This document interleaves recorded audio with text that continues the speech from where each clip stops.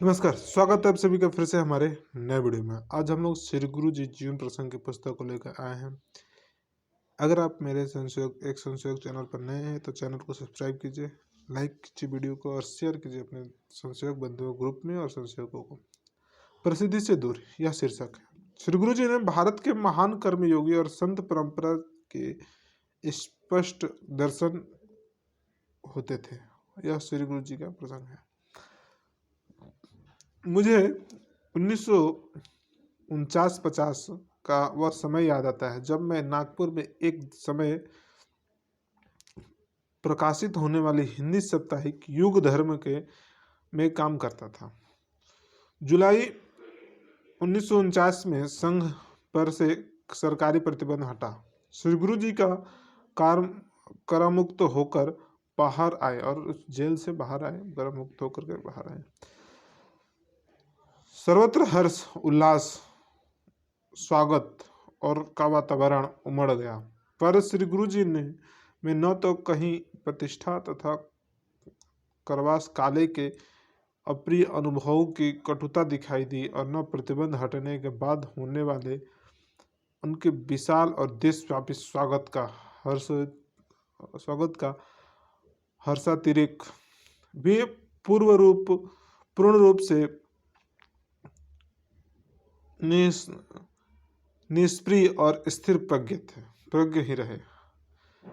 इतना ही नहीं, सच्चे संतों की भांति प्रसिद्धि प्रचार के मुक्त से दूर रहने का वे सदैव और भरपूर प्रयास करते थे। मुझे आज भी उनकी भिन्न और अप्रसन्न मुद्रा भली भांति स्मरण है, जो श्री गुरु जी के प्रथम जीवनी लेखन और मेरे मित्र श्री गंगाधर इंदुकर पर प्रकट हुई थी। क्योंकि इंदुकर जी ने उनके जीवनी लिखने का अक्षम्य अपराध किया था और इंदुकर जी ने यह अपराध किया था उनके जीवनी लिखने का, तो उन्होंने मना कर दिया था, उनको ये सब नहीं चलता है। मेरे साथ भी एक बार लगभग ऐसे ही घटना घटी। सन 1949 में युग धर्म की दीपावली विशेषांक निकालने गया वाला था।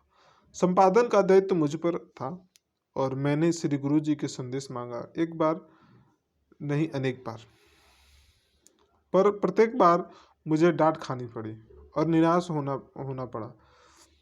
संदेश देने के लिए मैंने माननीय कृष्णराव मोहरिल, पूजनी ताई जी, श्री गुरु जी के माता जी और डॉक्टर अब्बा जी दत्ते आदि अनेक गणमान्य व्यक्तियों को सिफारिश करवाई, पर सब व्यर्थ था। सबसे अम्मा जी से और माता ताई जी से, यानी सबसे सिफारिश करवाया, उनके आसपास रहने वाले सभी से करवाया, लेकिन सभी व्यर्थ था। श्री गुरु जी टस से मस न हुए।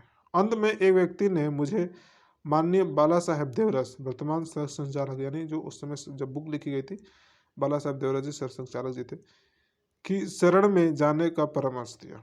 बाला साहेब ने मैंने अपनी निराशा एवं व्यथा निवेदित की और निराशा और व्यथा निवेदित की कि हमें उनकी पत्रिका को अपने पत्रिका में उनके बारे में लिखनी है, तो उसके लिए आज्ञा आप ले लीजिए, उनसे परमिशन ले लीजिए।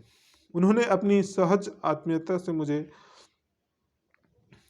आश्वस्त किया और कहा कि अमुक दिन सायंकाल चाय के बाद श्री गुरु जी अपने बैठक में होंगे, पैड लेकर आ जाना। निर्देशानुसार निर्धारित समय पर मैं पहुंच गया। श्री गुरु जी ने पहले तो आनाकानी की, पर अंतोतगत्वा बाला साहेब के आग्रह पर संदेश दे दिया। प्रचार से कोसों दूर रहने की उनकी सहज प्रवृत्ति की ये घटनाएं प्रमाण है। यानी प्रचार से किसी भी प्रकार का सटना नहीं है, रहना नहीं है, कोसों दूर। आजकल तो शाखा एक दिन गए नहीं, सेल्फी लेते हैं और यूट्यूब पर डाल देते हैं, चैनल पर डाल देते हैं, यानी फेसबुक पर डाल देते हैं, व्हाट्सएप डाल देते हैं कि ये देखो गणेश पर हम शाखा में पहली बार आ गया। तो ऐसे करने की जरूरत नहीं है। श्री गुरु जी हमेशा से दूर रहे हैं और संशोधकों को भी बोलते थे प्रचार प्रसार से दूर रहना है। इसलिए मैं भी प्रयास करता हूँ कि अपने चेहरा ना दिखा करके, एक संशोधक बोल रहा है और आप संशोधकों को अच्छा लगेगा, इसलिए मैं फेस एक्सप्रेशन पर, फेसियल पर हम ज़्यादा भरोसा नहीं करते हैं, अपने विचारों पर भरोसा करते हैं। तो आपको अगर यह विचार अच्छा लगा होगा तो अपने इस विचारों को सभी जगह प्रसारित कीजिए, सभी जगह फैलाइए। और साथ-साथ में पत्र स्वरूप श्री गुरु जी और श्री गुरु जी जीवन प्रसंग की 2 पुस्तकें हमारे, अगर ई बुक चाहिए तो टेलीग्राम चैनल में ज्वाइन कर लीजिए, मेरे को मैसेज कर दीजिए, हम आपको सेंड कर दीजिए। धन्यवाद, मिलते हैं फिर से अगले वीडियो में।